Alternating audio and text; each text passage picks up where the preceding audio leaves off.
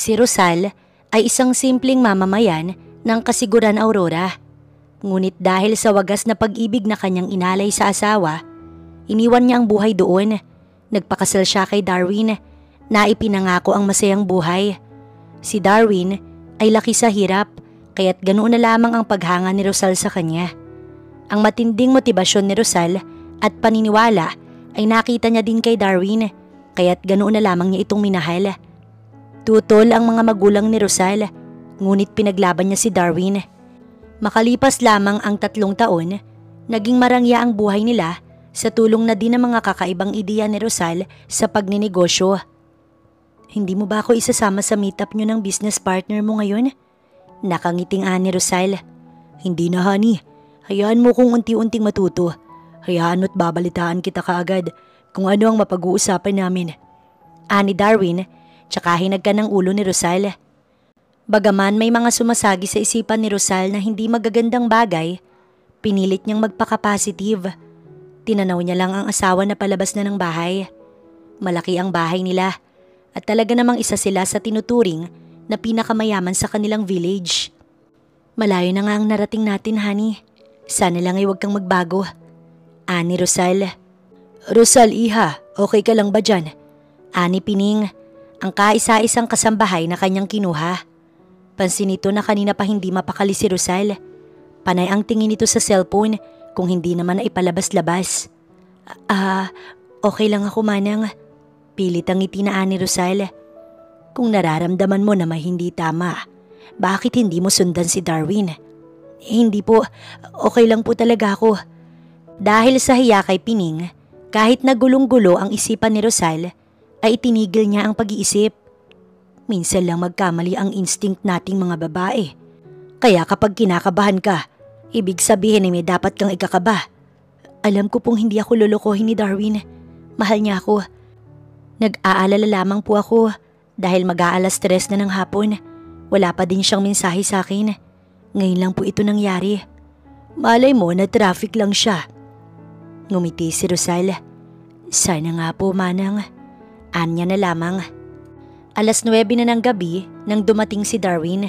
Nakatulog na nga lang si Rosal sa sala kakahintay dito.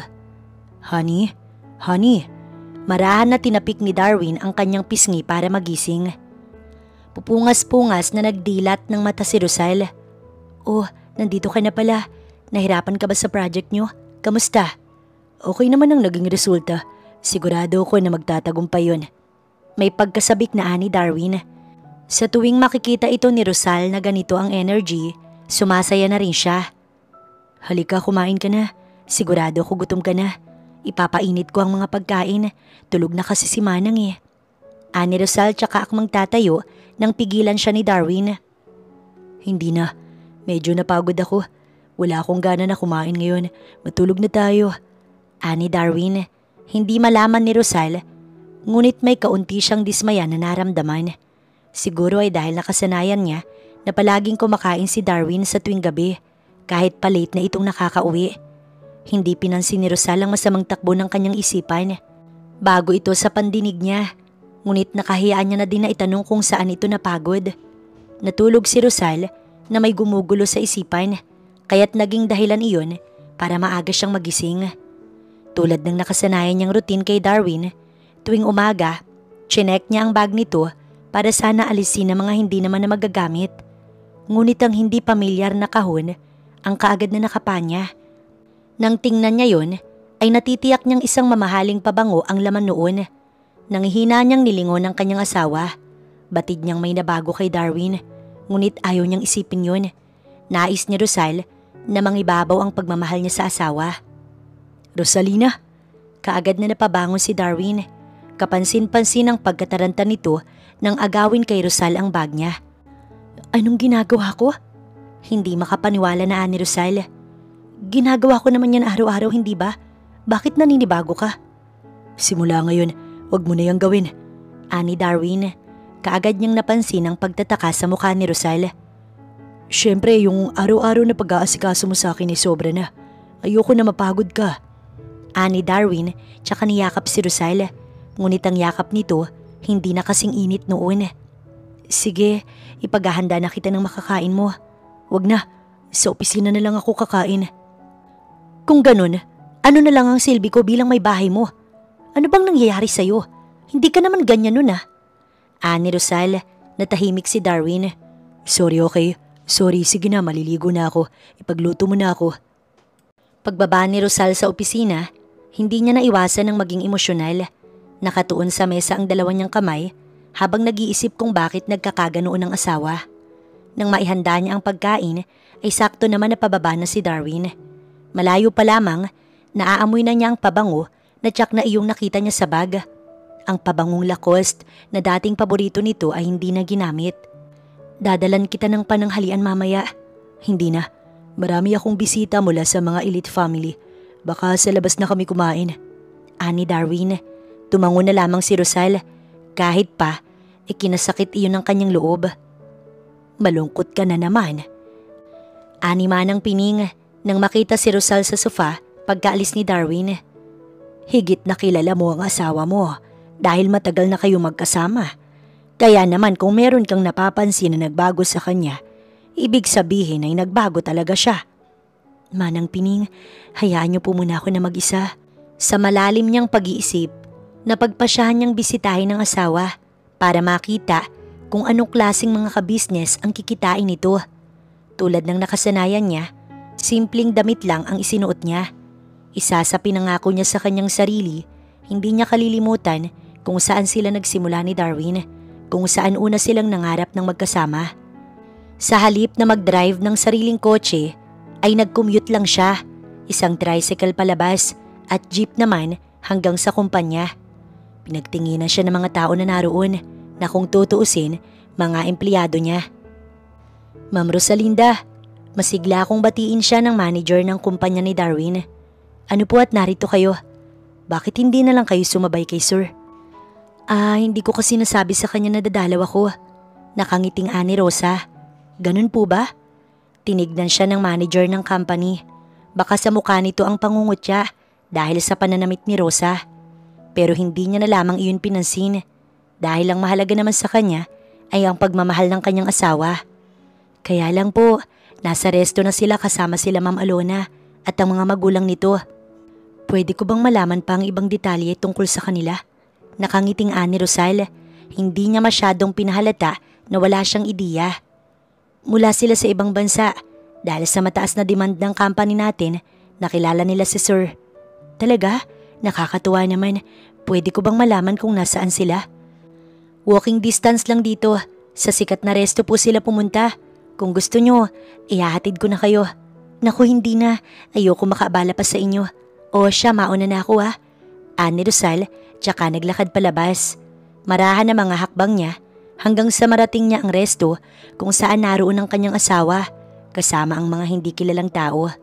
Nitatawanan sila habang si Rosal malungkot na nakatingin sa kanila mula sa labas. Ang paraan ng pagtawa nila ay para bang isa silang buong pamilya. Ma'am, pasok po kayo. Alok sa kanya ng isang waiter. Hindi naman ako kakain. Kung okay lang, pwedeng pakisabi mo naman sa lalaki na yun na narito ko sa labas. Ani Rosal, sa halip na pumasok ay mas pinili niya na lamang ang ganoon dahil baka yun pang maging mitya ng pag-aaway nilang dalawa ng asawa. Maya-maya pa, nakita na ni Rosal na nilapitan ng waiter ang asawa niya na dali-dali namang napatingin sa kanya. Nakita ni Rosal na nag-excuse ang asawa niya sa mga kaharap nito base sa buka ng labi nito.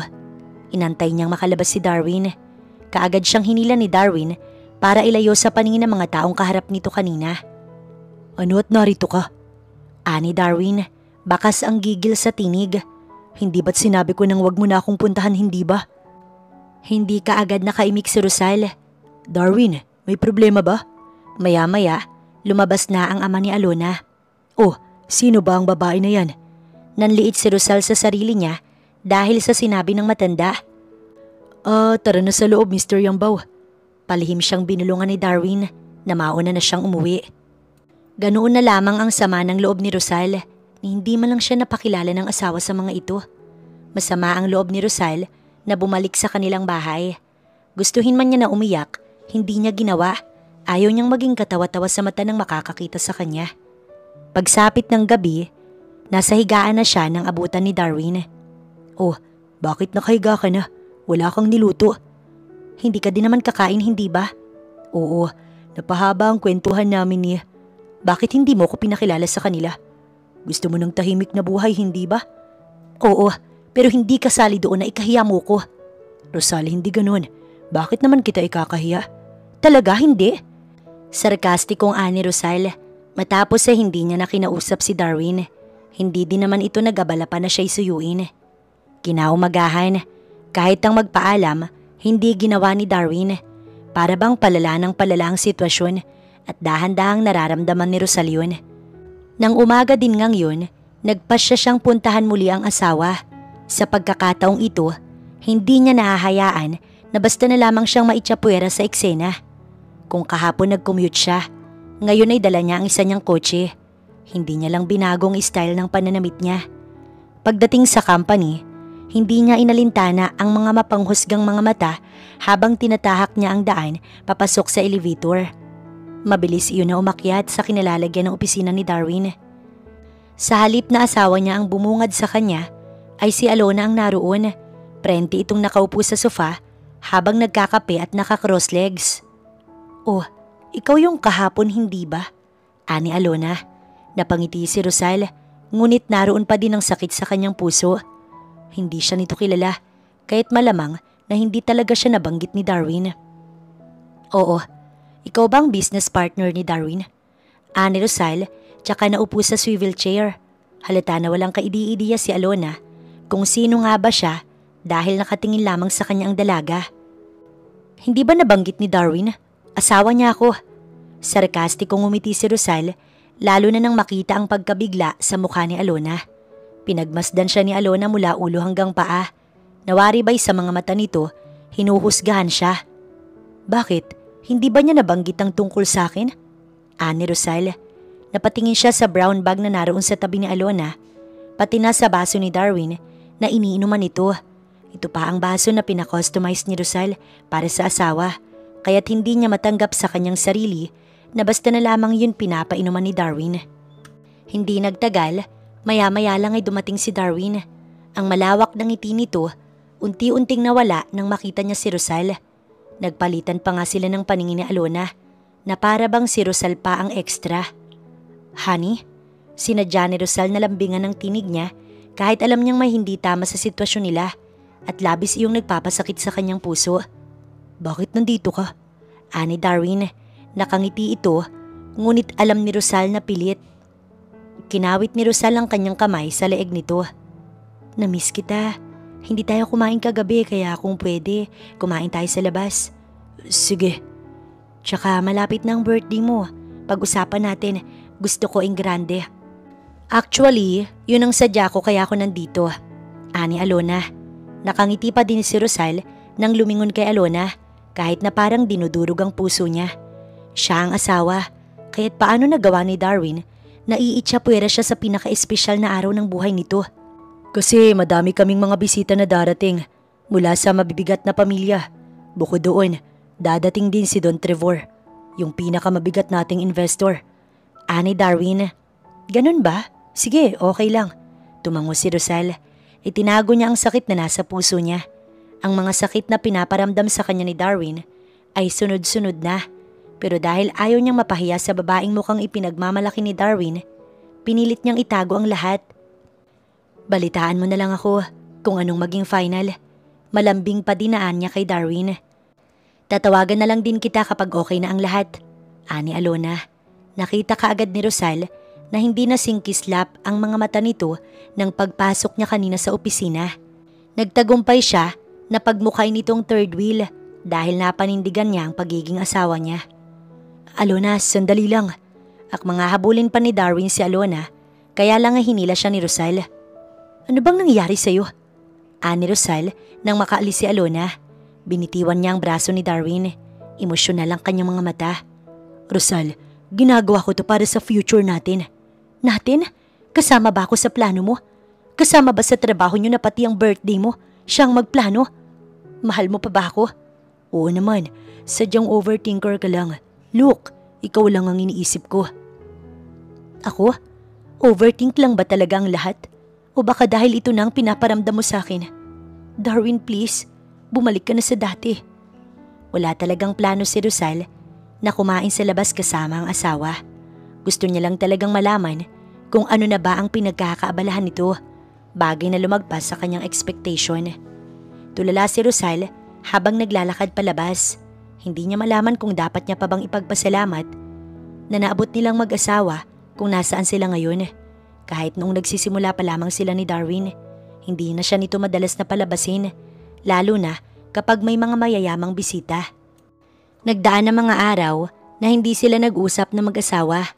Wala siyang panunuyo na natanggap mula kay Darwin. Isang gabi ay nasa balkonahe siya at nagpapahangin nang lapitan siya ni Darwin. May final arrangement na sa birthday ko. Sasama ka ba? Hindi na.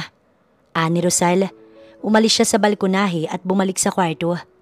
Malaya mong gawin ang gusto mo. Ayaw niya nang dagdagan pa ang sakit.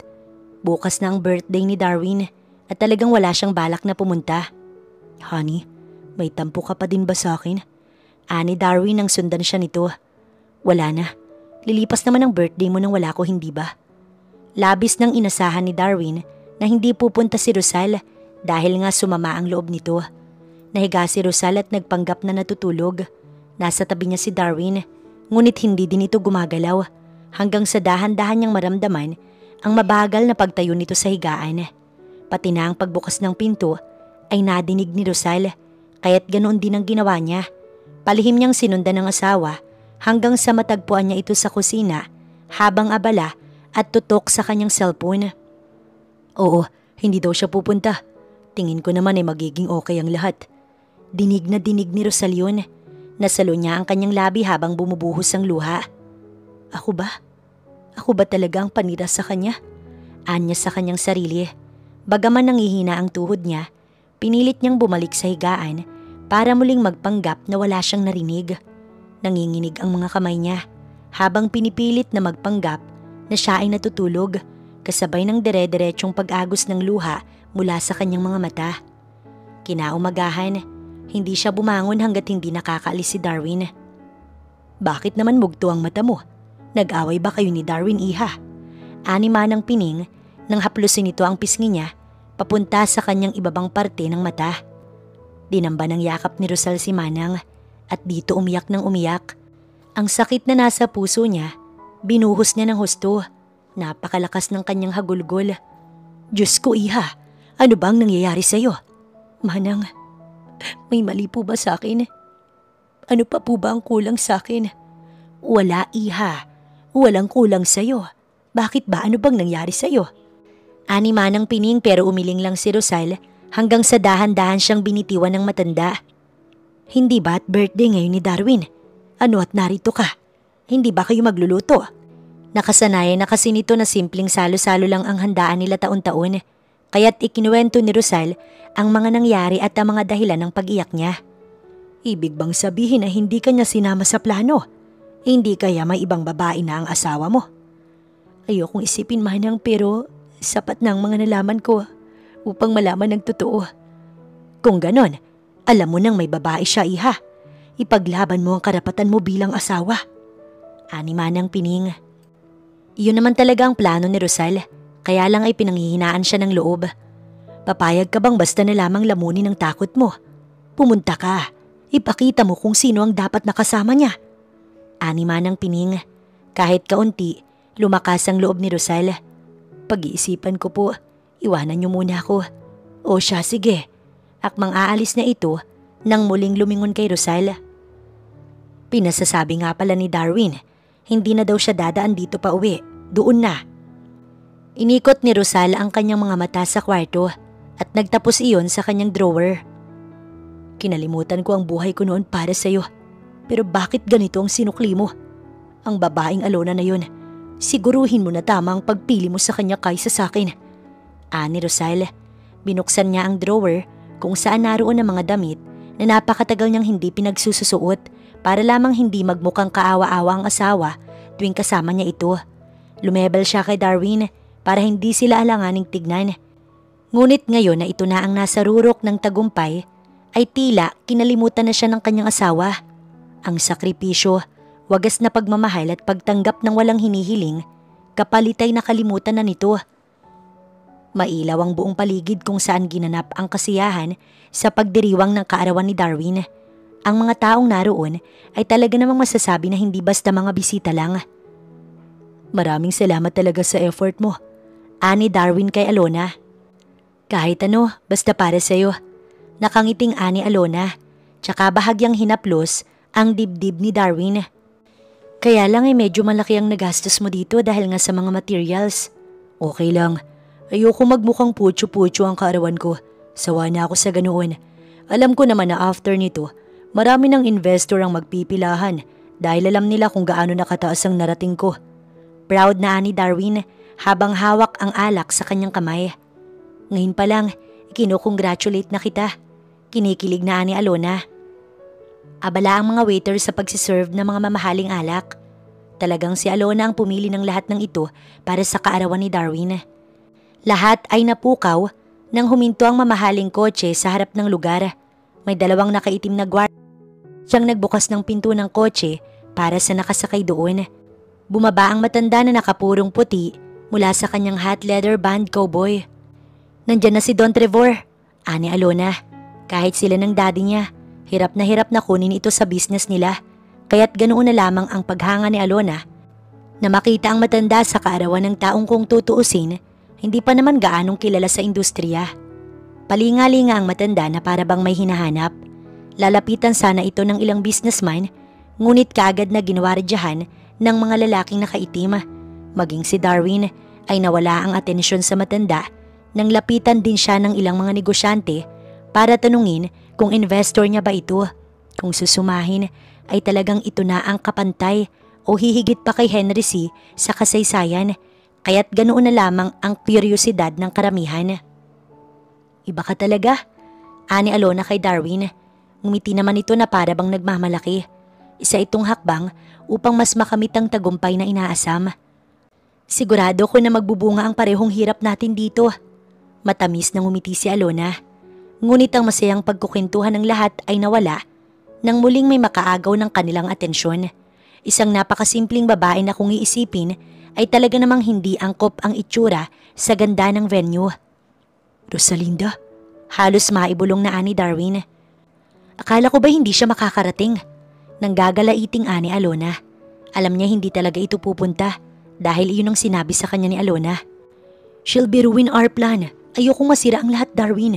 Ayokong pandirihan ako ng mga tao na narito. Inis na ani Alona. Lumang dress lang ang suot ni Rosal at sinadya niya ito upang sukatin ng asawa kung ano ang magiging response nito sa gagawin niya. Sino naman yan? Ang isang babae na business owner din. Si Rosal ang kaagad na pinag-usapan doon at hindi naging maganda ang mga bulungan tungkol kay Rosal, kaya't labis iyon na ikinabahala ni Darwin. Malalaki ang hakbang niya na sinalubong ang asawa. Sa braso niya kaagad hinawakan si Rosal. Ano't narito ka? Akala ko ba hindi ka pupunta? Bakit? Hindi pa din ba ako pwede dito? Hindi na nga ako kasama sa plano. Hindi pa din ako imbitado. Rosal, hindi mo naiintindihan. Hindi ko talaga maiintindihan, Darwin. Sino ba yan? Kilala mo ba yan? Yung babaeng business owner ang nagtanong. Nakangiti ito, ngunit batid ni Darwin na masisira ang lahat kapag nagsabi siya ng totoo. Kamag-anak ko po. Ani Darwin habang nakangiti. Kamag-anak? Hindi makapaniwalang ani Rosal. Ang puso niya ay para bang pinipiga. Sa dami ng sakit na kinikimkim niya, para bang hindi niya na kaya pang ilihim. Sabihin mo, ikinahihiya mo ba ako? Oo, nahihiya ko dahil ganyan ang itsura mo. Tingin mo, may gugusto dito na makilala ka? May maniniwala dito na asawa kita? Bakit? Ano bang mali sa akin? Lahat sa'yo mali. Kaya please, umalis ka na dito. Hayaan mo, magpa-file ako ng divorce para naman maging okay sa'yo. Wala ka namang naitutulong sa buhay ko. Ani Darwin. Pabagsak na noon ang luha ni Rosal nang umalingaw-ngaw ang tinig. Rosalinda? Lahat sila ay napatingin kay Don Trevor nang tawagin nito si Rosal. Lahat ay nagbulungan. Halo-halo na may pagtataka ang lahat. Finally, nakita din kita. It's been a long time. Tuwing tatawag ako sa kumpanya mo ay wala ka. Inakap si Rosal ng matanda. Wala din namang binabanggit sa kanya si Darwin na hinahanap siya ni Don Trevor. Kay tagal kitang inintay para makapagpasalamat ako sa iyo sa pagkakaligtas mo noon sa kumpanya ko na palugi na. Umiiling na anang matanda. Kamusta ang kumpanya mo? Ani Don Trevor. Muling umugong ang usapan tungkol kay Rosal, kung sa itsura ba nito ay talagang may kumpanya ito at kung paanong nasagip ni Rosal ang mayamang matanda noon. Binitiwan si Rosal nito mula sa pagkakayakap. I'm sure malaki na yon. Malaki ang binigay kong investment doon last week. Or baka hindi pa napapadala ng sekretary ko. Hayaan mo at kagagalitan ko. Tumatawang anang matanda. Gusto ko pong i-hold nyo ang investment. Walang dalawang sabi na ani Rosal. Natigilan ng lahat, pati na ang matanda na si Don Trevor. Rosalinda, tawag sa kanya ni Darwin para pigilin siya pero hindi niya pinansin ang asawa. Itigil nyo na din po ang pagpopromote para lang maging in demand ang company ko. Muling ani Rosal. Dahil sa koneksyon niya kay Don Trevor, kaya't lumaki ang kumpanya na inaari ni Darwin. Ngunit ngayon na iyon magtatapos. Hindi ba't kumpanya mo ang tinutukoy ni Don Trevor? Anong karapatan ng babae na yan para ipahold ang mga yun? Ani Alona. Don Trevor, tutol ako sa nais ni Rosal. Ani Darwin. Tutol ka? Nagtatakang anang matanda. Kung tumututol ka ay wala namang problema. Ngunit ang tanong ko lang ay kung sino ka. Ani Don Trevor kay Darwin. Ang lahat ng mga tao ay nagtaka kung bakit hindi kilala ni Don Trevor si Darwin, gayong ito ang may-ari ng kumpanya. Oo, humarap si Rosal sa lahat ng mga tao na walang ideya kung sino nga ba talaga siya. Marahil nagtataka kayo kung bakit ganoon. Nakilala niyo ang kumpanya na sa tingin niyo ay kay Darwin. Pero nung hindi pa yan ganoong successful, ako ang naging susi ng lahat kaya nasa harap niyo si Darwin. At kung susumahin, ako talaga ang orihinal na may-ari ng kumpanya na yan. Pero hindi ko na para pangarapin pa na maibalik yan sa akin. Tumingin si Rosal sa asawa. Hindi ba tayo muna sa akin? Gusto mong makipag-divorce dahil wala akong naitutulong sa'yo? Sige, bakit kaya hindi natin panindigan? Ako ang asawa ni Darwin. Ako si Rosalinda Salcedo. Salcedo daw? Naging bulong-bulungan na naman si Rosal sa loob ng lugar na iyon. Sabihin mo, kaano-ano mo si Ramon Salcedo? Yung ginang na kanina pa curious kung sino nga ba si Rosal ang siyang muling nagtanong. Ama ko ang tinutukoy nyo. Salamat sa party na ito dahil natauhan ako.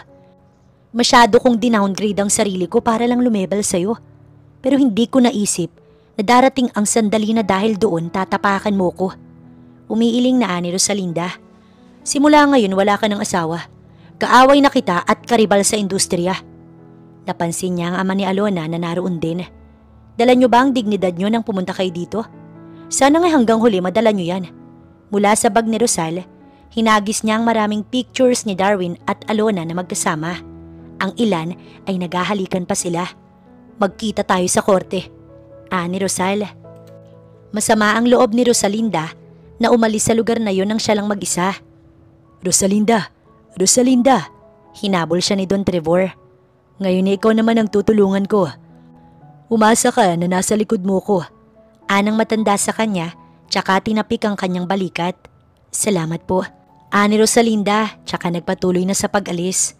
Dala ang kanyang kotse, bumalik siya sa bahay niya. Nilak niya ang pinto at siniguro niyang hindi makakapasok doon si Darwin. Oh, bakit narito ka na? Ani Manang Pining. Muling yumakap si Rosalinda sa matanda. Manang Pining. Manang Pining. Paulit-ulit na anito. Walang ibang lumalabas sa kanyang bibig kundi ang mga salitang yun, kasabay ng malakas na palahaw ng iyak niya. Ano bang nangyari, iha? Sabihin mo. Ani Manang. Gusto nang makipag-divorce sa akin ni Darwin. Hindi niya na ako mahal. Mas pinili niya ang babae na yun. Tumahan ka na. Wala na tayo magagawa kung ganoon. Tahan na. Pakatatagan mo na lamang ang loob mo. Marahil nangyari ang mga bagay na yan dahil may dahilan. Tumahan ka na. Iginiya ni Manang Pining si Rosalinda sa sofa at pinaupo ito. Kumuha muna ng maligamgam na maiinumang matanda, tsaka iyon ibinigay sa kanya. Nakatulala lang si Rosalinda habang basa ng luha ang kanyang mata. Hinawakan ni Manang Pining ang kanyang kamay. Magpakatatag ka, iha. Marahil pagsubok lamang yan. Magsisisi siya. Pagsisisihan niya ang lahat ng ginawa niya sa akin. Matulog ka na, iha. Babantayan kita. Ani Aling Pining. Sa sofa na lamang nahiga si Rosal sa hita ni Manang Pining. Sa ganoong paraan, hindi niya masyadong naramdaman ngayon ang pag-iisa. Kinaumagahan ay nagising si Rosal na wala si Aling Pining sa kanyang tabi. Nasa sofa pa din siya. May unan at kumot, dahilan na din kung bakit siya nakatulog ng maayos. Umalis ka na dito. Hayaan mo na si Rosal. Huwag mo nang dagdagan pa ang sakit sa puso niya. Dinig na dinig ni Rosal si Aling Pining, kaya't kahit kagigising ni Rosal ay lumabas siya. Kagad niyang nakita si Darwin sa labas at nagwawala. Hayaan niyong makuha ko ang mga gamit ko. Ani Darwin. Mga damit? Ang kapal talaga ng mukha mo para humarap pa sa akin. Sige Manang, pakikuha ang mga damit niya sa cabinet. Anong damit? Hayaan mo makuha ko ang mga gamit ko. Wala kang gamit dito maliban sa damit mo. What the hell, Rosal? How about my accessories and so on? Lahat yun ay galing sa akin at pinabawi ko na. Pinili mo yan kaya't magsimula ka sa wala. Ani Rosal. Nang makabalik si Manang, dala na ang mga damit ni Darwin. Binuksan ni Rosal ang maliit na gate tsaka hinagis sa pagmumukha ni Darwin ang mga damit nito. Umalis ka na't wag mo nang susubukan na lapitan ako. Sandali! Ani Darwin tsaka hinawakan ng pulsuhan ni Rosal na matalim naman na tinitigan ng kamay ni Darwin na nakahawak sa kanya. Kapag hindi mo inalis yan, mas paiikliin ko pa ang panahon na magkakasama kayo ng Alona na yon. Alam mo kung anong kaya kong gawin, Darwin.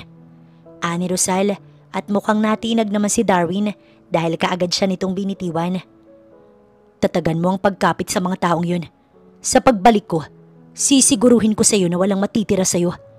Inubos mo ko, Darwin, kaya't susuklian kita ng sobra-sobra. Ani Rosal, tsaka isinara ang gate. Talagang wala ka ng balak na makipag-ayos pa sa kanya.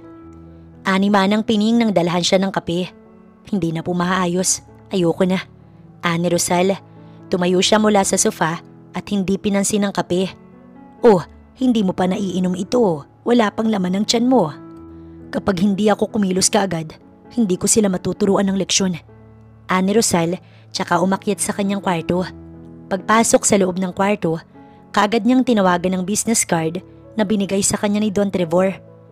Inaasahan ko na ang tawag mo, ngunit hindi ko alam na ganito kaaga. Tumatawang saad ng matandang Don. Gusto ko po kayong makita. Yun lang ang sinabi ni Rosal. Alam niya naman na kahit hindi siya kumilos, magiging tagilid ang sitwasyon ni Alona at ni Darwin.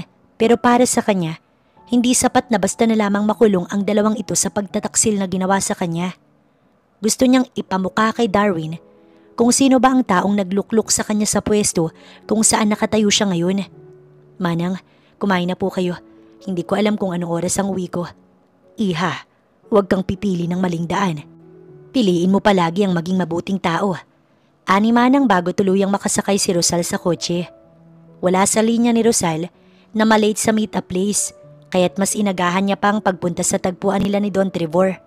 Ngunit nagulat siya nang makita ang matanda na nakaupo na doon. Akala ko mauuna ako sa inyo. Nakangiting ani Rosal nang lumapit. Alam kong haagahan mo kaya inagahan ko din. Ayoko namang pag-antayin ng espesyal na tao na siyang dahilan, kaya't may Don ako sa pangalan. Tumatawang anang matanda. Wala na ang kislap ng iyong mga mata. Mga mata ng taong handang tahakin ng tagumpay. Tulungan niyo akong bawiin ang dapat na sa akin, Don Trevor. Nakikiusap na ani Rosal. Hindi mo kailangang makiusap, iha. Tutulungan kita. Binawi ko na ang investment ko, tulad ng mga hiling mo kagabi. Kahit ang promotion na binigay ko sa iyo noon para makilala ang kumpanya mo ay inalis ko na. Sa pagkakatanda ko, may luma kayong kumpanya na lugi na, yung pabrika ng mga tela. Kung pwede, hayaan niyo kung ako ang magbangon noon. Babayaran ko yun kapag nakabuelo na ako. Bakit mo pa babayaran? Ipagkakatiwala ko yun sa'yo. Makita ko lang na umunlad yun masisiyahan din ako. Nakangiting ani Don Trevor. Samantala, hindi na mapakali si Darwin. Palakad-lakad sa kanyang opisina. Ano, tumawag na ba? Ani Darwin nang pumasok ang manager niya sa opisina. Sir, magbaback out na daw po si Sir Lopez. Anang manager niya. Si Mr. Lopez ay isa sa mga mabigat na panauhin ni Darwin noong kaarawan niya. Bakit daw? Natatakot daw po siyang madamay sa issue ninyo ni Miss Alona eh. Ano?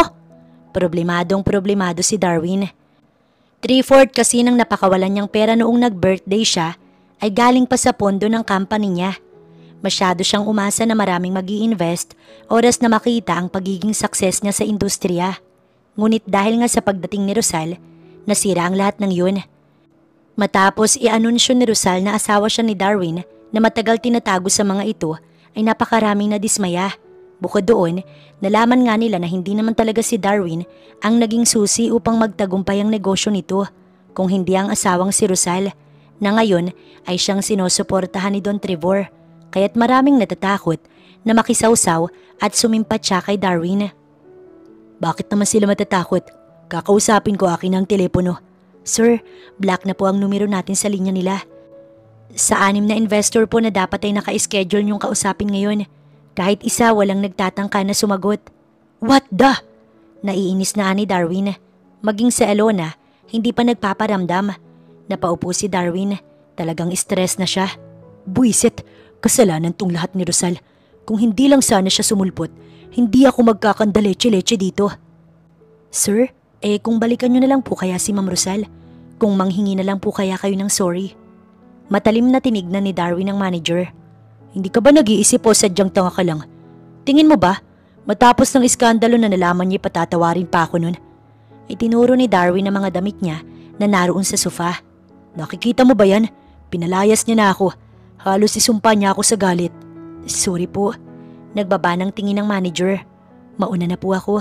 Anito, tsaka palihim ng umuso. Kung ano man ang dinadanas mo ngayon, karma mo na yan. Sagana na ang buhay mo kasama si Ma'am Rosal. Kumabit ka pa. Anito nang makalabas. Nagbuntong hininga siya. Pero paano na ako ngayon? Paano na ang anak ko? Nanlulumo na Anito, pero kung suswertihin nga naman, napalinga siya sa bulsa niya kung saan naroon ang kanyang cellphone. Pagtingin niya, merong unknown number na tumatawag doon. Nagdadalawang isip pa nga siya bago niya iyon tuluyang sagutin. Hello? Nasa hospital ang anak mo, hindi ba? Ma'am Rosal? Oo, ako nga. Sa tansya ko, palubog na ang kumpanya nyo. Gusto mo bang magkaroon ng income? Maging empleyado kita. Kung tinatanggap mo ang alok ko, magkita tayo sa resto. Malapit dyan sa company ninyo. Ni Rosal sa linya, tsaka pinatay ito. Nagtatakbo kaagad ang manager ng kumpanya ni Darwin palabas. Sa resto na siyang itinuro niya din noon kay Rosal.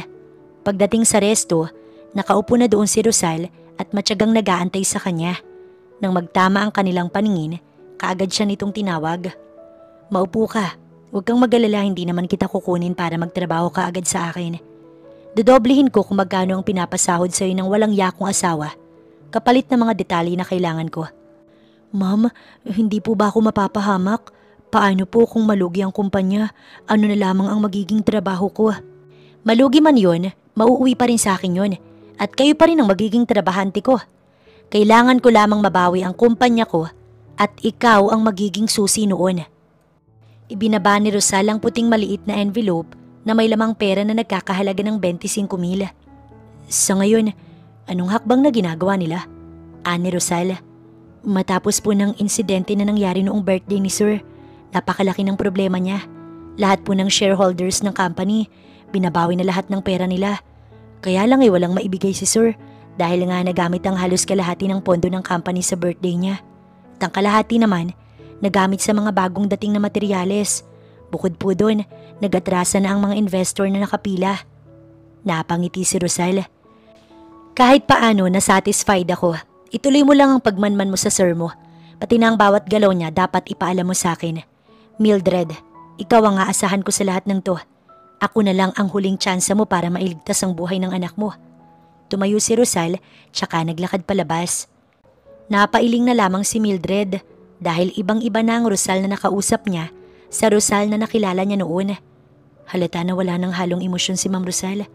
Gaano katanga si Sir para pakawalan si Ma'am Rosal? Bakit din hindi ko siya nakita noon na ganito? Ani Mildred. Samantala, 2 araw nang hindi nakakalabas si Alona ng bahay. Ito na ang 3 araw at nakagayak siya at palihim na pupunta kay Darwin. At saan ang punta mo? Singhal ng daddy niya na mula sa kusina. Nang pumutok ang iskandalo na kinasasangkutan ni Alona, talaga namang nasira ang kanilang pangalan. Nais ng Ginoo na ilayo si Alona kay Darwin. Dad, hayaan niyo na kasi ako. Hindi ko alam kung anong lagay ni Darwin. Mabilis na bumiling ang mukha ni Alona matapos siyang malakas na sampalin ng kanyang ama. Talaga bang ang walang yang iyon pang iyong aalalahanin? Hindi mo ba alam kung anong lagay natin ngayon? Nadamay tayo sa kawalangyaan ng Darwin na yon at sigurado ko na pati ikaw sasampahan ng kaso ng buwisit na babae na yon. Wala akong pakailam. Hayaan niyo akong makasama si Darwin. Buwisit ka talaga? Anang daddy ni Alona. Hindi niyo ba naiintindihan? Kapag naging okay kami ni Darwin, gagamitin ko ang pera niya para makabangon tayo. Antayin niyo lang. Halata ang gigil sa mukha ng ama ni Alona. Buwisit, bakit ba ako nagkaroon ng anak na kasing tanga mo? Kinukuha nga tayong investor noon ni Darwin, hindi ba? Kaya saan mo kinukuha yung mga ganyan mo? Walang pera ang buwisit na lalaking yun. Basta, hayaan niyo na ako. Ani Alona tsaka nagtatatakbo palabas. Pagdating ni Alona sa company ni Darwin, kaagad siyang dumiretso sa opisina nito at sabik na binuksan ang kwarto kung saan inabutan niya doon si Darwin na talagang down na. Darwin? Anya, ang kanyang ngiti dahan-dahang nawala nang makita ang stress sa itsura nito. Bakit ganyan ang itsura mo? Dapat ngay maging masaya ka na dahil sa wakas, wala na ang asawa mo. Anito, tsaka naupo sa kandungan ni Darwin. Nilinga ni Alona ang kanyang paningin sa mesa kung saan naroon ang blatter nilang dalawa. Kaagad na napatayo si Alona. Ano to? Bakit kasama ako? Dalawa tayong nasa mga pictures, hindi ba? Kahit na. For my sake, Darwin. Akuin mo lahat. Kahiya-hiya ako. Dalaga ako, Darwin. Tsaka ikaw lang naman ang may kagustuhan ng lahat, di ba? Ako? Hindi makapaniwala na ani Darwin. Paano nga ako? Kung ang nagsabi sa akin na handa mong higitan ng asawa ko. Mas better ka kaysa sa kanya. Nasabunutan ni Darwin ang buhok niya sa inis. Ngayon pa ba naman tayo magsisisihan, Alona? Huwag na nating paabutin sa korte. Bayaran lang natin ang abogado ni Rosal. Pero alam mong wala na akong pera. Ani Darwin. Wala ka ng pera? Parang nawawala ng pag-asa si Alona nang pumasok na naman ang bagong ideya sa kanyang isipan. Mangutang ka sa bangko. Ani Alona, kasabay ng pagring ng telepono ni Darwin. Hello sir, kindly report to our branch para po sa debit ninyo. Wala bang extend days ang palugit nyo? Naubos na po ang binigay na palugit sir. Maghihintay na lang po kami, salamat. Anang tinig ng babae sa linya, tsaka ito pinatay. Ano daw yun? Nauutal na ani Alona. Yung utang ko sa bangko, sinisingil na ako. Ano? Ibig bang sabihin ay walang-wala ka na talagang pera? Hindi makapaniwala na ani Alona at tumango naman si Darwin. So paano na ako na to? Paano na tayo? Yung mga plano natin na out of town. Gagawa ko ng paraan. Ani Darwin. Akmang hawakan niya ang kamay ni Alona. Ngunit mabilis nitong hinawi ang kamay ni Darwin. No, don't touch me. Parang baliw ito na umatras. Malayong malayo ang mga nangyayari sa inaasahan. Hanggat hindi mo nagagawa yan, hindi ako maniniwala sa iyo. Hindi pa natapos doon nang humahangos na pumasok ang isang gwardya. Sir, napakaraming media sa harap. Nagtatanong po tungkol sa inyo ni Miss Alona. Nagwawala po ang mga tao. Ibig sabihin ba nito? Hindi na ako makakalakad ng maayos sa mga mall? Pagpifiestahan na nila ako sigurado. Hindi na alam ni Alona kung paano pagkakasyahin ang mga bagay-bagay sa isip niya hanggang sa wala siyang ibang nagawa kundi ang mapasigaw. Yung babaeng yan, kasalanan niyang lahat ng to. Buwisit siya. Paulit-ulit na ani Alona. Saan ka pupunta? Ani Darwin. Kung hindi mo kayang lumaban, ako ang gagawa nun. Hindi ako papayag na basta na lamang madungisan ng walang yang babae na yun ang pangalan ko. Huwag na please. Ani Darwin tsaka hinawakan ng braso ni Alona. Pero malakas lamang nito na ipiniglas ang kanyang braso. Tsaka tinapunan ng masamang tingin si Darwin bago tuluyang lisanin ng opisina. Para hindi siya pagkaguluhan ng media, ay sa likod siya dumaan at pinahatid niya na lamang ang kanyang kotse doon. Kaagad na nagmaneho si Alona papunta sa bahay ni Rosal at dahil nga doon din nakatira si Darwin, kaya naman alam niya na kung saan ang address noon. Rosalinda! Rosalinda! Sunod-sunod na sigaw ni Alona habang nakahawak sa gate at inuuga iyon. Lumabas ka diyang buwisit ka. Hindi ako papayag na basta mo na lamang akong ganituhin.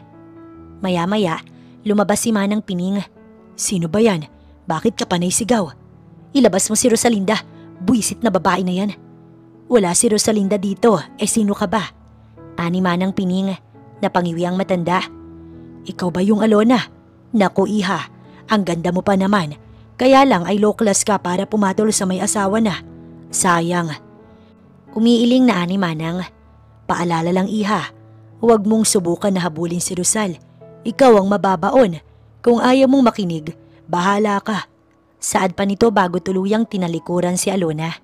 Kahit ikaw na matanda ka, halata na na-training ka ng impaktang yun. Magsama kayo, pero hindi mo mababago ang desisyon ko. Hahantingin ko ang amo mo. Ani Alona tsaka tumalima pasakay sa kanyang kotse. Walang balak na sumuko para mahanap si Rosalinda. Pero pagharap niya, nakita niya sa likod niya ang taong hinahanap. Bakit nandito ka? Pati babahay ko gusto mo na din kuhanin? Sarkastiko na ani Rosalinda kay Alona. Wala akong inagaw sa'yo.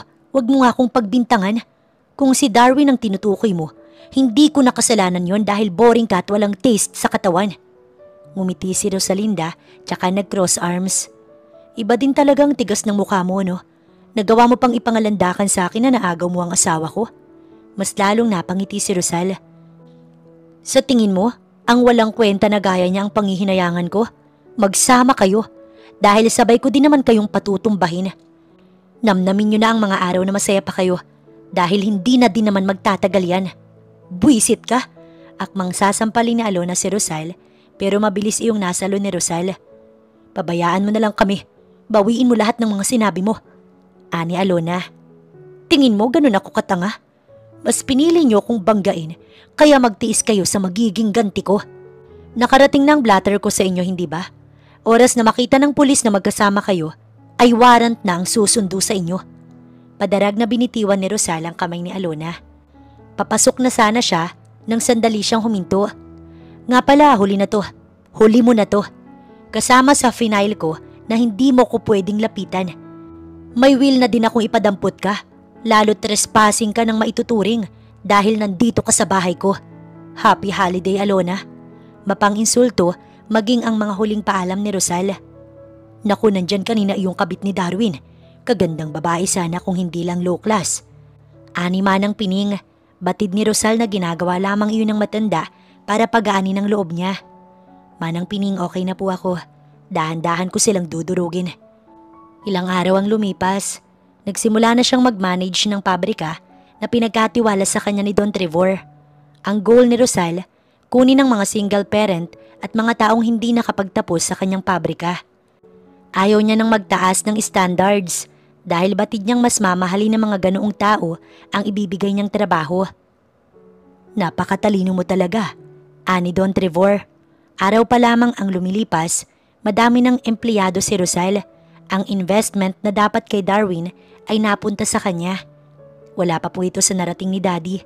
Kapag nalaman niyang iniwan din ako ng tao na pinili ko, baka lalo lang siyang magalit sa akin, pati na si Mami, ani Rosal. Naantala ang pag-uusap nila nang lapitan si Rosal ng isa sa mga office admin niya. Ma'am, may bisita po kayo. Wala naman akong inaasahang bisita. Sino daw? Darwin po ang pangalan. Hindi alam ng lahat ng mga taong naroon ang tungkol kay Darwin dahil hindi naman niya nabanggit sa mga ito na may taksil siyang asawa. Don Trevor, mauna na po muna ako. Ani Rosal, tsaka naglakad papunta sa kanyang opisina. Sa waiting area naroon si Darwin, kaya't si Rosal na ang sumadya sa kanya. Hindi mo man lang ba ako papapasukin? Ang basurang gaya mo, hindi na sinisinop. Ayokong maamoy ng mga empleyado ko ang masangsang mong amoy. Kaya't sa labas na lang kita kakausapin. Ani Rosal, tsaka na unang naglakad. Sa makapal na puno kung saan may lilim, doon siya pumwesto kasunod si Darwin. Sabihin mo kagad ang kailangan mo. Wala akong panahon na makipagkwentuhan sa'yo. Alam kong malaki ang kasalanan na nagawa ko sa'yo. Pero please, baka naman pwede mo kong ihingi ng tulong kay Don Trevor. Talagang ang bagay na bagay kayo ng babae mo. Iba din ang katigasan na mukha niyo pareho. Inahas niyo na ako. Ginago niyo na ako. Tapos ako pa hihingan niyo ng tulong. Aba, ang tindi din pala talaga ng trip niyo no? Nagmamakaawa ko sa iyo, Rosal. Hayaan mong mailigtas ko ang kumpanya na pinaghirapan natin. Natin? Nagawa mo kung isama kung kailan wala na ako sa buhay mo. Bakit hindi ka humingi ng tulong sa kabit mo? Doon ka sumiksik sa kanya. Total, mas better siya, hindi ba? Umalis ka na. Natigilan si Rosal nang biglang lumuhod si Darwin sa kanya. Pinagkikiskis nito ang dalawang palad niya habang mangyak-ngyak. Maawa ka sa akin, Rosal. Hayaan mong mabawi ko ang kumpanya ko. Totoong sagad sa buto ang galit ni Rosal para kay Darwin. Ngunit nang makita niya ito na nagmamakaawa, naantig ang puso niya. Para bang gusto niya itong patawarin. Ngunit kasabay din noon ang matinding sakit na nasa puso niya na hindi niya alam kung kailan maaalis. Sige, patatawarin kita kung hahalikan mo ko sa paa. Ani Rosal, tinanaw siya ni Darwin. Ang mukha nito'y halata na walang ideya kung nagbibiro lang ba si Rosal. Ngunit nang makumpirma niya na ang kasagutan, desidido na siyang gawin yun. Akmang hahalikan niya ang paa ni Rosal nang bigla na lamang siyang umangat sa lupa ng sapilitan. Daddy? Dinig ni Darwin na ani Rosal. Matapos ay natanaw niya ito na salo ang sariling bibig.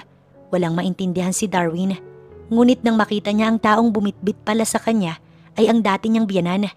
Lumapat sa pisngi ni Darwin ang malaki at mabigat na kamao ng ama ni Rosal, naging dahilan ng pagtalsik nito. Daddy? Ani Rosal tsaka inakap ang ama para pigilin. Higit na kilala ni Rosal ang ama, lalo na kapag ito ay nagagalit. Buwisit ka. Ipagpapalit mo na nga lang ang anak ko sa anak pa ng baon sa utang sa akin. Malakas na sigaw ng ama ni Rosal. Buwisit ka.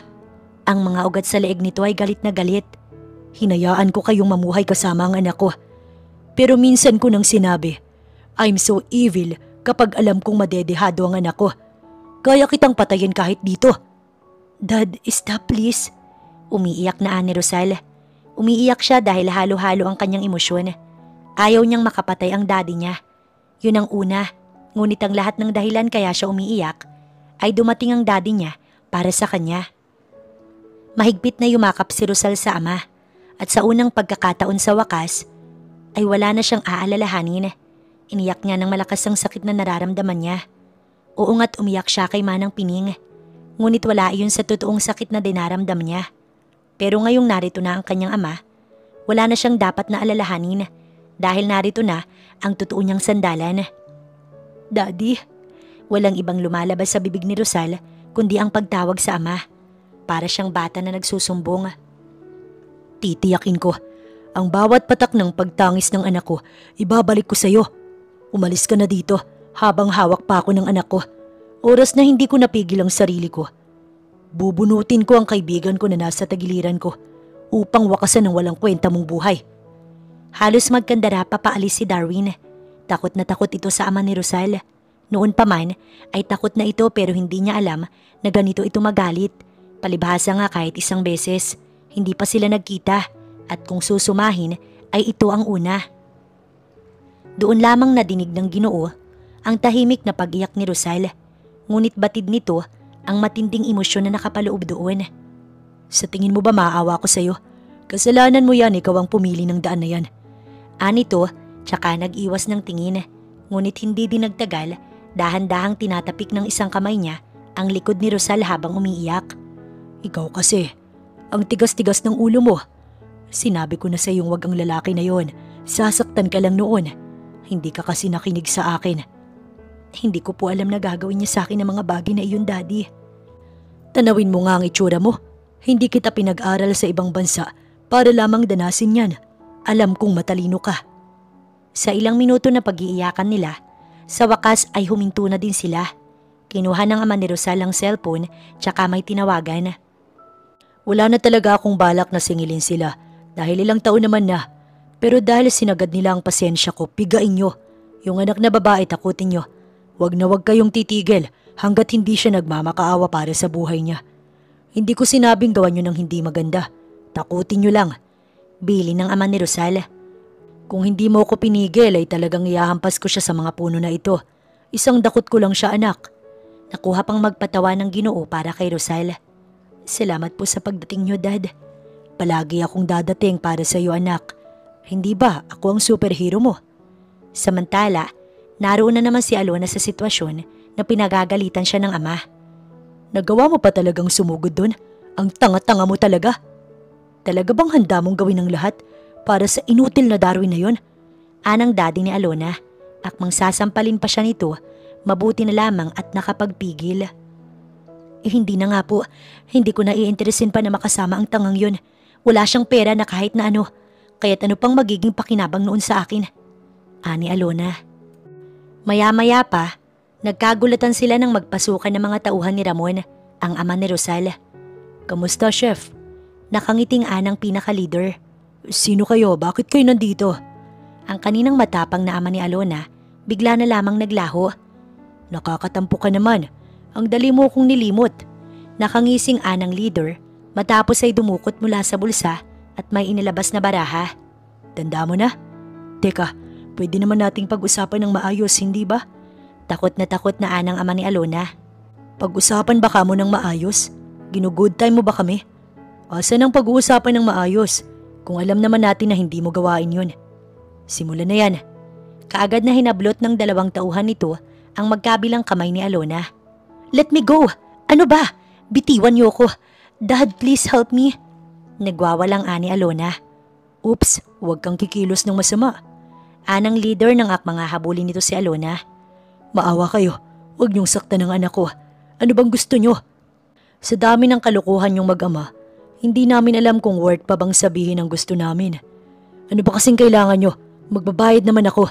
Anang daddy ni Alona. Si boss, kilala mo naman siya, di ba?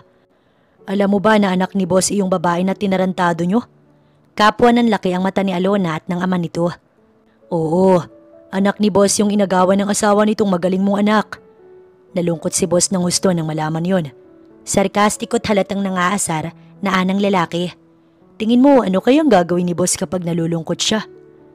Ako nang humihingi ng paumanhin. Maawa kayo. Hayaan niyo na ang pamilya ko. Anang ama ni Alona. Mali ang sagot mo. Saad na naman ng lalaki. Ang gusto ni boss ay magdusa kayo. Malakas itong tumawa. Sinenyasan niya ang dalawang lalaking may hawak kay Alona na bitbitin ito pataas sa kwarto. Let me go! Ano ba? Bitiwan niyo nga ako. Nagpupumiglas na ani Alona. Ngunit wala siyang magawa dahil dalawang lalaki ang nakahawak sa kanyang pulsuhan. Hanggang sa huli, hindi pa rin mabakas kay Alona na nagsisisi ito o kaya naman nakukonsensya sa kanyang ginawa kay Rosal. Saan niyo ba dadalhin ang anak ko? Maawa kayo sa kanya, bitiwan niyo siya. Anang ama ni Alona, pero hindi siya pinansin ng leader ng mga kalalakihan. Sa halip, umakyat din ito sa kwarto. Nasunod kung ano ang gusto nilang mangyari. Iniisip nila na may gagawing masama ang mga ito kay Alona. Ngunit nandoon lang naman sila para takutin ang mga ito at hindi na umulit pa sa mga kalokohang ginawa kay Alona. Hindi pa man nagtatagal na nasa kwarto sila, kumatok na ang isang tauhan nito. Pagbukas nila ng pinto, nakaluhod ang ama ni Alona. Maawa kayo. Ibibigay ko na lahat. Huwag niyo lamang pakialaman na ng anak ko. See? Hindi ba't para sa anak mo? Handa mong gawin ang lahat tulad ng natural na reaksyon kapag alam na mapapahamak ang anak nila. Tulad ni boss, handa niya kayong lipulin para sa anak niya. Dad, no, ayoko. Huwag kayong lumuhod dyan. Umiiyak na ani Alona habang umiiling. Naiinis siya sa sarili niya. Kasalanan niya ang lahat. Kung hindi dahil sa kapusukan niya, wala siguro siya dito sa sitwasyon nilang yun. Oo na, talo na ako. Dahan-dahang tumulo ang luha ng ama ni Alona. Nagmamakaawa ako. Ibibigay ko kahit pa ang kumpanya at bahay ko. Basta wag niyo lamang pakialaman na ng anak ko. Anang ama ni Alona na para bang binagsakan ng mundo. Okay, matino nating kasunduan niya na. Anang leader tsaka tatawa-tawa. Sa susunod, kilatisin niyo kung sino ang babanggain niyo ha. Nangaasar na nito pa tsaka bumaba at tuluyang nilisan ng kanilang bahay. Napasalampak si Alona. Ang natitira nilang asset ngayon ay wala na talaga. Daddy, paano na tayo? Kasalanan ko to, kasalanan ko. Hindi anak, kasalanan ko. Anang ama nito na nakatulala. Kung napalaki lang sana kita ng maayos, malamang na hindi ka ganyan. Kapwa sabay nilang naramdaman kung ano nga ba ang tunay na kahulugan ng salitang pagkabigo at talunan. Dahil sa kasakiman at matinding paghahangad ay dinala sila ng karma sa simula na hindi nila alam kung paano muling sisimulan. Lumipas ang ilang araw, naging mabilis ang progress ng pabrika ni Rosal sa tulong ni Don Trevor at ng kanyang ama. Pasensya na po kayo, Ma'am, Dad, kung iniwan ko kayo dahil sa pansarili kong kagustuhan. Pero heto pa din ako At sa inyo nakasandal. Ani Rosal habang nasa labas sila ng pabrika. May maliit na rest house na pinagawa ni Rosal doon. Hinaplos ng kanyang ina ang buhok niya. Nakapagitna si Rosal sa kanyang mga magulang. Okay lang anak. Sa totoo lang, araw-araw kong kinukumbinsi ang daddy mo na dalawin ka niya. Kaya lang ay sabi niya, hindi mo pa naman daw kailangan ng tulong. Natatawang anang mami ni Rosal. Nung nalaman niya na may ginawang kalokohan si Darwin sa'yo, hindi niya na ako inaya. Nag-drive siya ng kotse at dali-daling pumunta dito. Nag-iwas ng tingin ng daddy ni Rosal. Ano nga ang plano mo? Babalik ka pa ba sa walang yang yun? Dad naman, bakit pa ako babalik dun? Hindi ko na uulitin pa ang pagkakamali na ginawa ko. Inakbayan siya ng kanyang daddy. Mabuti naman at nagising ka na. Ikaw ang natural kong yaman, kaya't hindi ako papayag na basta ka na lamang dungisan ng iba. Sinandal ni Rosal ang kanyang ulo sa balikat ng kanyang daddy. Salamat po sa walang hanggang pagmamahal, Dad. Maya-maya po, dadaan ako sa company, Dad. May tanong nga po pala ako. Ano yun? May ginawa po ba kayo kina Alona? Hindi ko po kasi nasabi sa inyo. Noong nakaraang linggo po kasi, pinuntahan nila ako ng daddy niya. May ginawa ba sila sa'yo? Kaagad na ng daddy ni Rosal. Wala naman po. Humingi po ng dispensa. Bukod dun, sinabi nila na mula ngayon, ako nang may-ari ng kumpanya nila. Ngunit ang tanging pakiusap lamang nila, huwag silang alisan ng trabaho. Mabuti. Nakangiting anang daddy niya. May ginawa po kayo? Wala. Ano naman ang gagawin ko sa mga kagaya nila? Matapos nilang magkape, nagpaalam na din ng mga magulang niya na babalik na ng probinsya. Alam naman ni Ramon na wala nang magiging balakid sa anak niya. Lalo't naging magkatuwang pa pala si Rosal at si Trevor na kilala niya din bilang isa sa matinik na businessman dito sa bansa na tinuturing niya din na karibal. Pagsapit ng alauna ng tanghali, nag-asikaso na din si Rosal papunta sa kumpanya. Ibinili niya sa kanyang mga staff ang pabrika sa panandali ang pagkawala niya. Sumakay siya sa bagong bili niyang kotse at ang dating kotse, ibinenta niya. Lahat ng mga bagay na nagpapaalala kay Darwin, inalis niya kasama na ang dating bahay. Wala namang hahabulin si Darwin doon, lalo at anal na silang dalawa. Sa unit na sila nakatira ni Manang Pining. At sa totoo lang, kahit na magdadalawang buwan pa lang silang hiwalay ni Darwin, ay pila-pila na ang mga lalaking gustong manligaw kay Rosal. Mga negosyante rin at karamihan pa nga ay anak mayaman. Kaya nga lang ay dahil sa trauma na inabot nito sa kanyang asawa, hindi niya alam kung kailan magbubukas muli ang kanyang puso. Pagdating niya sa dating kumpanya ni Darwin, nakuha niya ang lahat ng atensyon ng mga taong naroon. Good afternoon, ma'am. Ani Mildred. Ito ang siyang tumulong para mabawi niya ang kanyang kumpanya. Kaya naman bilang ganti, binayaran lahat ni Rosal ang lahat ng bill ng anak ni Mildred na nasa hospital at pinanatili niyang maging manager ito ng kumpanya. Ito ang unang araw na tumapak muli ang paa ni Rosal sa lugar na ito, ngunit hindi bilang asawa ni Darwin, kundi bilang may-ari. Hindi man lang ba kayo magsasayang ng laway para man lang batiin ako? Ani Rosal, kahit isang empleyado, wala siyang inalis dahil nais niyang makilala siya ng mga ito bilang ibang Rosal. Ang Rosal na dati pinagtitinginan niyo at palihim na binabato ng kutsa ay wala na. Magiging strict ako kaya't hindi po pwede sa akin ang panay pa-cute. Ani Rosal, talaga nga namang binago ni Rosal ang sarili. Simula sa kanyang buhok, pananamit, maging sa kanyang ugali sa tuwing nahaharap sa mga taong minsang kumutsa sa kanya. Akala niyo ba, hindi ko nahalata ang mga mapanghusgan yung mga tingin sa akin nun? Simple lang ang patakaran ko. Kung ayaw niyo sa akin, umalis na kayo, mag-resign. Nangahamon ng tinig na ani Rosal. Batid niyang kahit anong sabihin niya, tatanggapin lamang ng mga ito. Sino nga naman ang magre-resign kung ang dati nilang sahod ay kanyang dinoble?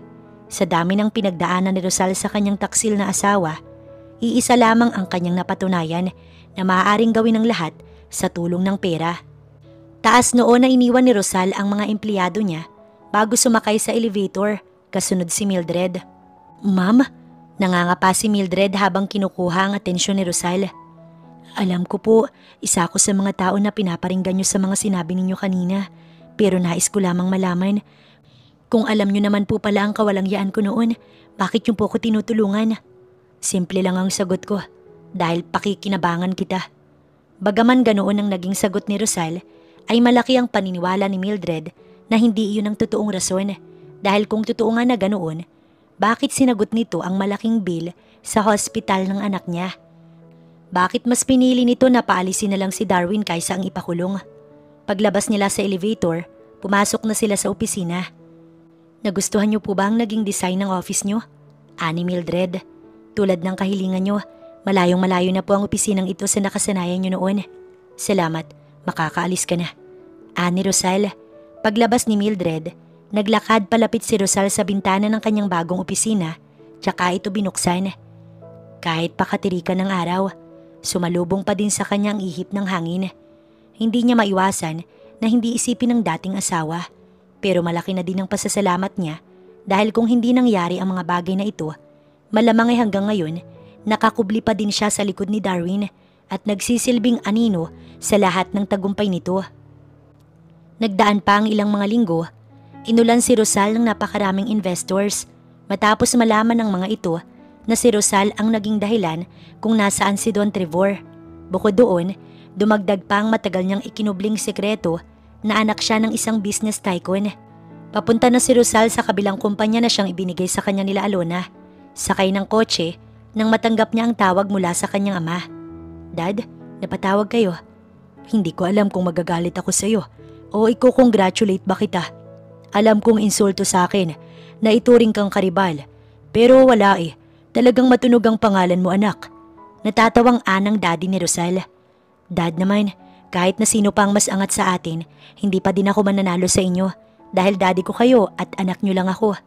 Salamat po sa pagtawag pero kailangan ko na din pong magpaalam. Malapit na ako sa pupuntahan ko. Mag-ingat ka, anak. Pagdating sa company, ay sa parking siya dumiretso. Napakaraming mga mamahaling sasakyan doon na ngayon niya lamang nakita.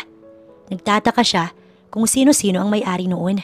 Sakto ng pagbaba niya ay ang kanang kamay niyang si Mildred ang sumalubong sa kanya na kanina pa pala nauna. Ma'am, napakarami po ninyong bisita. Panay na nga po ko paliwanag sa kanila na hindi sila pwedeng magsabay-sabay. Ani Mildred habang sumusunod sa diretsong paglalakad ni Rosal. Ano daw ang sadya? Kayo po, may gustong kumuha sa inyo bilang shareholders. Ang iba naman ay investors. Talaga? Walang interes na ani Rosal. Pagpasok nila sa entrada ng building, naroon nga ang mga bisita niya, kabilang na ang Don. Talaga nga namang iba ka na. Napapailing habang nakangiti na ani Don Trevor. Pareho po kayo ni Daddy na inaalaska ko. Natatawa din na ani Rosal. Nasa conference na ang 8 sa amin. Singit ng isang lalaki na halatang sabik na makatrabaho si Rosal. Napalinga si Rosal kay Alona na naglalampaso. Ito ang ginawa niyang parusa sa babae. Para hindi hatakin ni Rosal ang bahay nila na siyang naging kabayaran ng utang ng daddy ni Alona, ay naging kapalit noon na magtatrabaho si Alona sa sarili nito noong kumpanya bilang janitress habang ang daddy niya isang admin staff. Kayang-kaya silang ipakulong ni Rosal pero hindi niya ginawa sapagkat nais niyang matunghayan ng mga ito ang dahan-dahan na pag-angat niya. Mauna na po kayo sa conference, susunod na lang ako. Ani Rosalinda at kaagad naman na pumayag ang mga ito. Mildred, paki-assist sila. Tumango si Mildred, tsaka iginiya ang mga bisita paakyat sa conference. Habang si Rosal naman, naglakad palapit kay Alona. Anong kailangan mo? Matalim siyang tiningnan ni Alona. Nag-cross arms si Rosal. In fairness, hanga pa din ako sa katigasan ng pisngi mo. Bumagsak ka na nga't lahat, ganyan pa kataas ang lipad mo. Pero binabati kita. Bagay na bagay sa iyo ang kulay ng uniform mo. Dahan-dahan lang sa pagmamap. Nakakaawa ka naman kung naglalampaso ka na nga, tapos gugulong ka pa dyan. Nakangiting ani Rosal.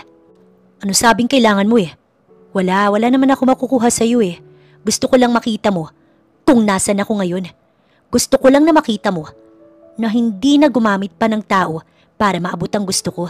Hindi ko na kailangan pang manira ng pamilya para lamang matugunan ang pangangailangan ko. Naniningkit ang mata na ani Rosal. Hanggang ngayon ba talaga? Hindi ka pa nakaka-move on? Ani Alona, dahilan para humalakhak ng gusto si Rosal. Hindi. Walang mag-move on hanggat hindi kayo nakakabayad ng utang.